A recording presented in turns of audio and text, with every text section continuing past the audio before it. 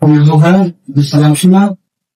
আজকের এই অনুষ্ঠানের প্রধান আকর্ষণ, প্রধান অতিথি একজন জনগণ এলাকা কিশোরগঞ্জের সংগ্রামী সভাপতি মানুষের জনাব শহীদ লালন ভাই উপস্থিত হয়েছেন।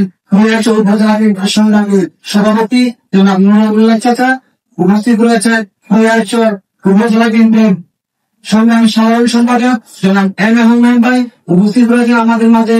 হরিয়াচর পৌর বিএনপি সাংগঠনিক সম্পাদক আব্দুল লতিফ ভাই এবং হায়দার আলম ভাই। সেই সঙ্গে রয়েছেন হরিয়াচর উপজেলা বিএনপি সাংগঠনিক সম্পাদক জনাব আলী ভাই এবং হরিয়াচর পৌরসভার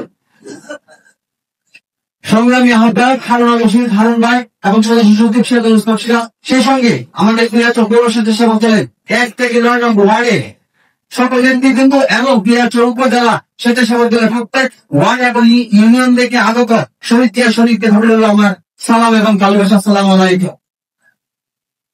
আজকের অনুষ্ঠানটি হচ্ছে মত বিনিময় সভা।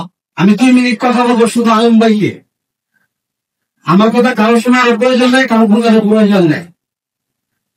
5 তারিখে পরে অথবা 5 তারিখের আগে প্রত্যেকটা অনুষ্ঠানে আমরা দাওয়াত পেতাম এবং আমরা অনুষ্ঠানকে সফল করার জন্য যে কোনো আন্দোলনে সারা বাংলাদেশে যেতাম।